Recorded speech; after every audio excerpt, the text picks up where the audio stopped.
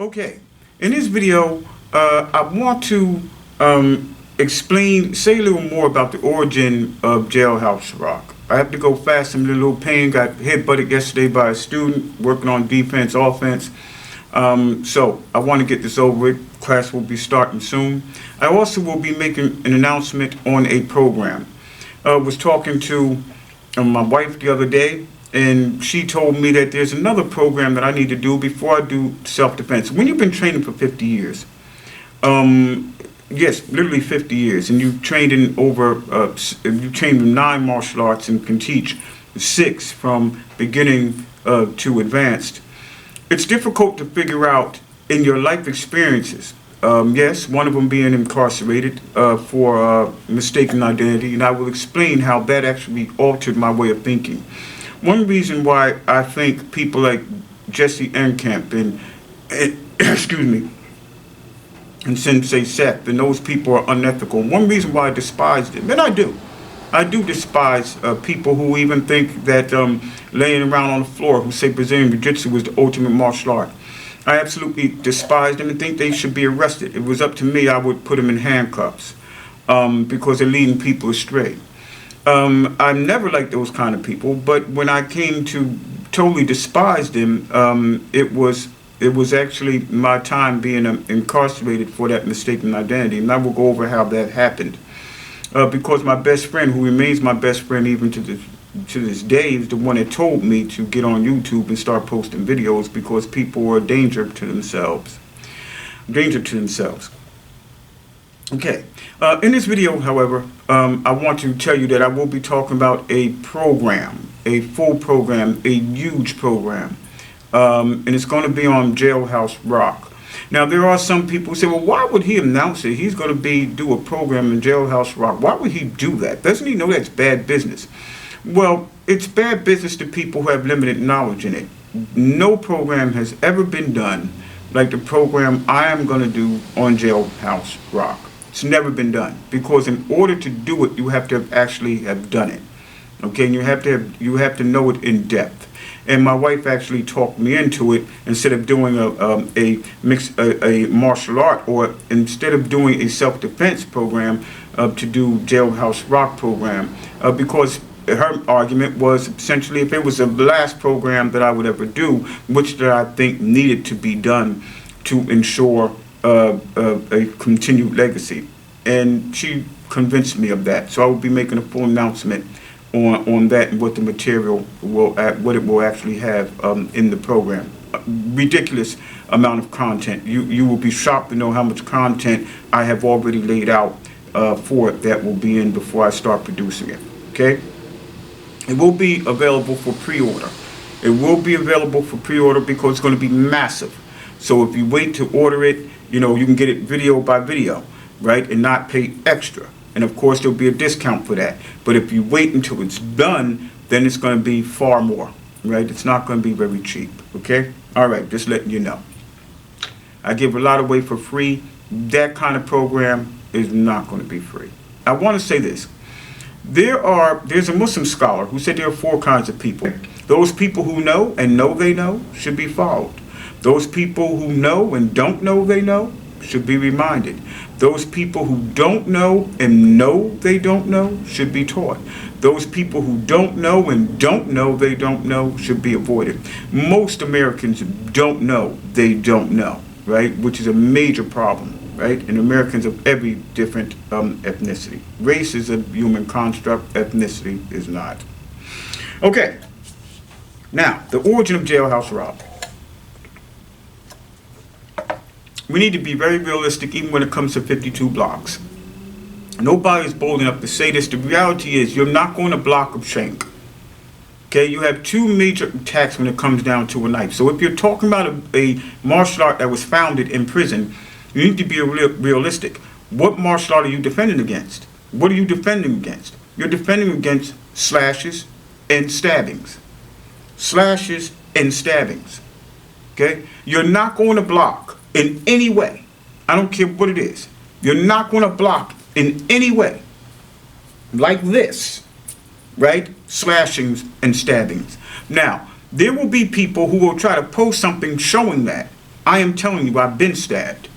Watch prison stabbings. Stop watching videos of people who are showing you things that don't work. If you can take it, if your mind can take it, if your emotions can take it, watch prison stabbing attacks. Watch them. Watch them. They will disturb you, but you will see what it really is like. It's like this. Okay? That's what it's like. Okay? You are not doing this. You're not doing that. I know it. Okay? So there are 52 block people who have gone to prison. But the idea that 52 blocks was founded in prison. Okay? I don't believe that for a moment. Again, there were people who did 52 blocks in the street and went to prison. But to tell me people they were in prison, didn't do any kind of boxing, founded 52 blocks, and that helped them to avoid being stabbed. No. Now again, I will say this again. You will find people on YouTube talking about how to defend against a slash. What they need to do is do my white shirt test. Get a white shirt, red magic marker, and let somebody come at them at randomly come at them from the street, somebody they don't know, and see how well that does against slashing attacks and stabbings. Jailhouse Rock itself is very simple. Very simple. It's nothing romantic. It's nothing like that. Nothing that comes from Egypt. This is what happens. People who were good at Jailhouse Rock were actually good boxers in the gym. They ran a fallible law, went to jail, okay, or went to prison, and realized that they had to tweak their boxing, right, for close quarters. They had to put other things in, elbows, headbutts, had to put other things in besides just punching, and they had to adapt it to bare knuckle. They realized that they had to do those two things. But people who were good at Jailhouse Rock were actually good gym warriors. So really the origin of Jailhouse Rock is the same origin of the Philly Shell. It's the people who did not want to turn professional, may or may not have had any amateur fights, but were gym warriors. They could fight in the gym, would go 10, 12, 13, 14, 15 rounds, just come in there and just spar with people, often pros. So that's where Jailhouse Rock comes from. Jailhouse Rock 1 is not 52 blocks. I do not believe for a minute 52 blocks was founded in prison. I believe that people went to prison who did 52 blocks, and I don't believe it was founded in prison because you cannot effectively defend against slashings and stabbings by blocking. That is not the way you do it. That is not the way you do it, okay? In order to defend a slash, you have to get inside of the arc. You have to try to get inside of the arc of the slash. In order to defend against a stabbing, you have to get this blade past you to one side or the other. And chances are you're still going to get stabbed. I got stabbed trying to do the same thing. Eventually I did win the fight, but I got stabbed, went right in this arm, went right in here, and came out through the back. Right here. Okay? Right there. Right? So I know. Don't tell me what I don't know.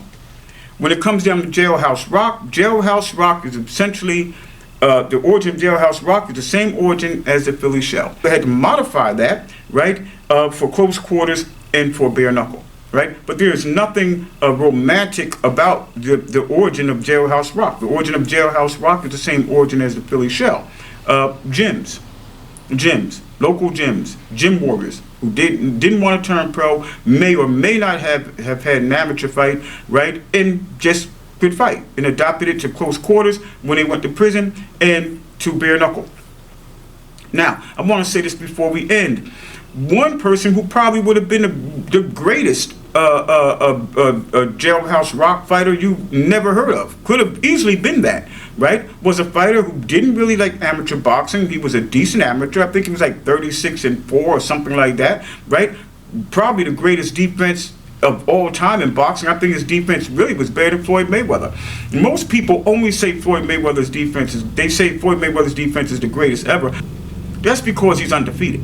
Okay, that's basically what it is. He's undefeated, and only a child would say he's the greatest defensive fighter ever. If you've ever seen Pernell Whitaker, you wouldn't say Floyd Mayweather is the greatest defensive fighter ever. If you ever saw Nikolai Loche, right? The great Argentinian fighter. You wouldn't say he was the greatest, had the greatest defense ever. If you ever saw a prime car, one of my students pulling up. But when you look at James Toney, what happened with James Toney? James Toney never wanted to turn pro. James Toney's manager happened to be his drug dealing partner, right? Who was found dead with $300,000 on him, right? James Toney's partner, who happened to be drug dealing partner, who happened to be his manager, was found dead with $300,000 on him. When James Toney saw that, he said, "Man, I got to be honest, I got to turn pro." It should be known. Well, it wasn't. Maybe it's not known to a lot of people, but James Toney actually said he made more money selling drugs than he made in the ring. Had he went to prison, what do you think he would have done? James Toney would have had to adapt his boxing, right? Would have to adapt his boxing to close quarters and bare knuckle. He would have quite possibly been the greatest jailhouse rock fighter ever, right? James Toney, who could have easily gone to prison if he didn't stop selling drugs or been dead, right? But the origin of jailhouse rock is actually the same as for Michelle. It's the gyms. Okay, I got to teach my class. Save Carmen, Woman Fight Camp. See you next video.